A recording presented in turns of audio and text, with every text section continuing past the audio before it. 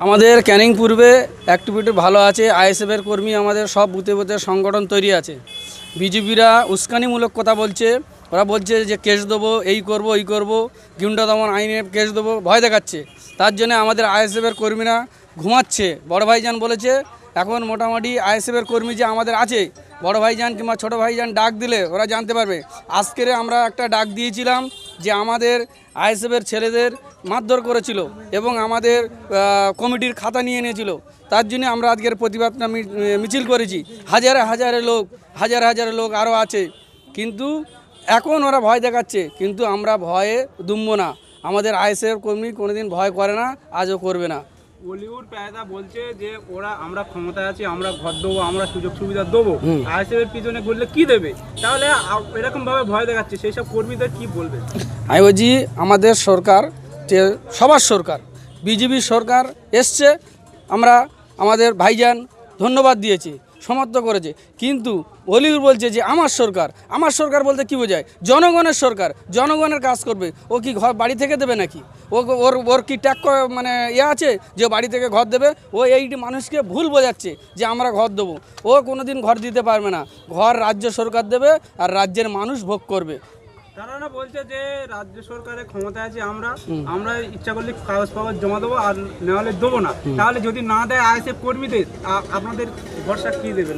আমাদের ভরসা হচ্ছে আমাদের যে মুখ্যমন্ত্রী, এখন যে মুখ্যমন্ত্রী শুভেন্দু অধিকারী বলেছে যত গরিব মানুষের ঘর হয়নি প্রত্যেককে ঘর হবে। যদি সেরকম কোনো বুথে যদি কোনো মানে মানুষ থাকে যে তার ঘর হয়নি, আমাদের কাছেও কাগজ জমা দিলে আমরা ঠিক জায়গায় জমা দেবো। আমরাও জমা দিচ্ছি, ওরাও জমা দিচ্ছে, সবাইকে ঘর হবে। রাজ্য সরকার বলেছে সবাইকে ঘর দেবে, কিন্তু কোনো বিজেপি বলো, কোনো আইএসএফ, কোনো সিপিএম, কোনো কারুর নাম ধরে বলিনি যে একে ঘর দেওয়া যাবে না। কিন্তু বলিউড পিয়াদা বলছে যে আমরা ঘর দেবো। ও ঘর দেওয়ার কেউ না, রাজ্য সরকার ঘর দিচ্ছে, ও কি ঘর দেবে? ক্যানিং পূর্বে 75 থেকে 80% মুসলিম সমাজ, কিন্তু 25% তো হিন্দু সমাজ আছে। কিন্তু বিজেপির নেতৃত্ব দিচ্ছে সমস্ত মুসলিম সমাজের মানুষরা।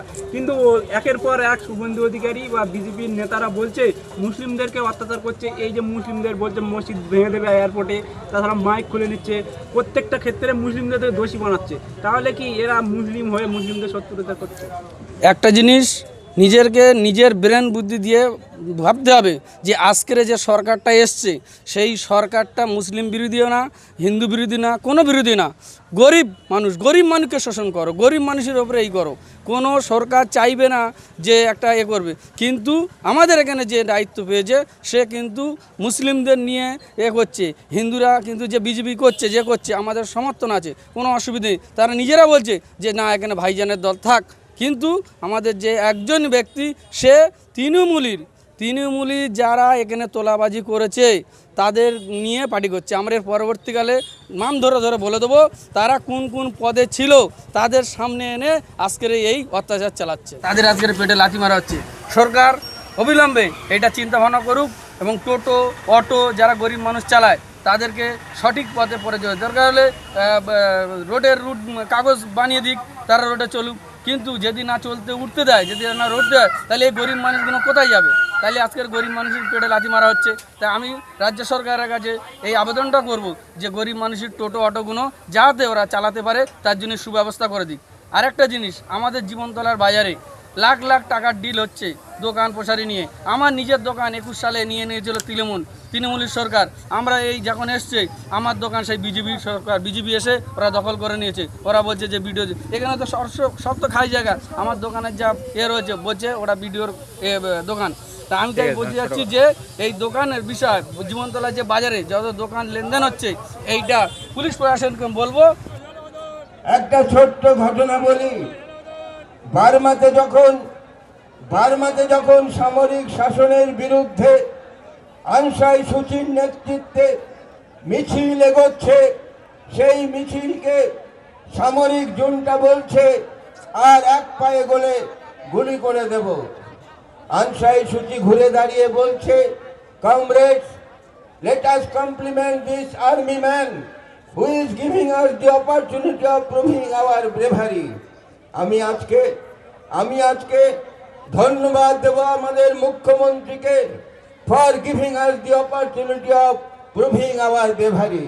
কারণ 1919 সালে ব্রিটিশ সরকার যে আইন পাশ করেছিল রাওলাট আইন, সেই পাশ আইনের বিরুদ্ধে লড়াই করে মোহনদাস করমচাঁদ গান্ধী মহাত্মা গান্ধীতে পরিণত হয়েছিলেন। সেই থেকেই তার প্রথম আন্দোলনের সূত্রপাত। সেই আন্দোলন দানা বেঁধেছিল দেশ জুড়ে। আজকে আমরা বাপুর উত্তরসূরিরা এই কালা কানুনের বিরুদ্ধে, গুন্ডা দমন আইনের বিরুদ্ধে লড়াই করে তুলবার শপথ এই মঞ্চ থেকে গ্রহণ করতে চাই। বক্তব্যকে দীর্ঘায়িত করব না, আমি শুধু বলতে চাই, আমি আজকে এইখানে উপস্থিত বন্ধুদের বলতে চাই, সামনে একটা বিরাট লড়াই অপেক্ষা করছে। একটা বিরাট লড়াই অপেক্ষা করছে। 27 লক্ষ মানুষ যাদের নির্বাচনে অংশগ্রহণ করবার অধিকার হরণ করে নেওয়া হয়েছে, সেই মানুষগুলোর স্বার্থ রক্ষায় একটা লড়াই আমাদের জন্য অপেক্ষা করছে। আজকে যারা মনে করছেন আমরা তো ক্ষমতার মসনদে বসে আছি, আমরা তো বহুমত নিয়ে বসে আছি, আমাদের হেলাবে কে? আপনাদের অবগতির জন্য বলি, আমি সেই প্রজন্মকে প্রতিনিধিত্ব করি যেই প্রজন্ম উত্তাল বাংলা দেখেছে, উত্তাল কলকাতা দেখেছে। সেই উত্তাল কলকাতার দিনগুলোতে রাজনীতি, মানুষ, সঙ্গীতজ্ঞ, গায়ক, কবি, রাজনীতিবিদ অজিত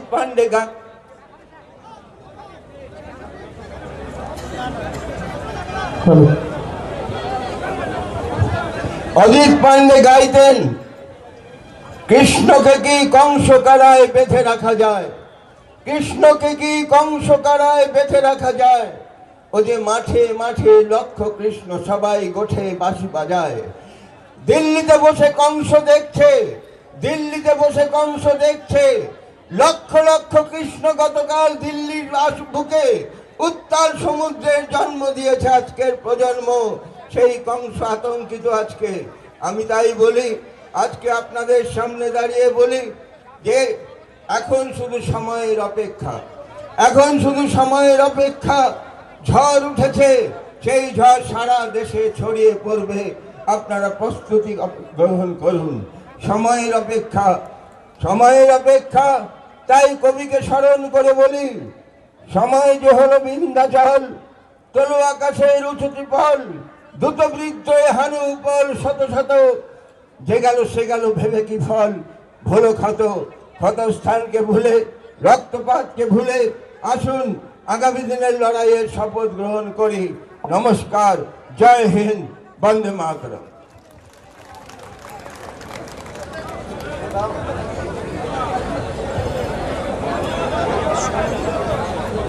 এবার আমি বক্তব্য রাখার জন্য আহ্বান করছি আমাদের সহকারী বিরোধী দলনেতা ছিলেন, প্রাক্তন বিধায়ক, রাজ্য কংগ্রেসের কার্যকরী সভাপতি ছিলেন নেপাল মাহাতো মহাশয়কে।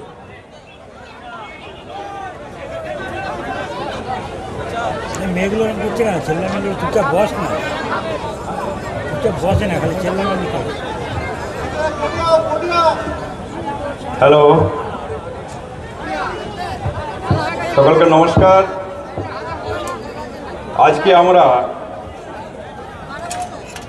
বহুদিন পর সেই 1993 সালে আমরা এসেছিলাম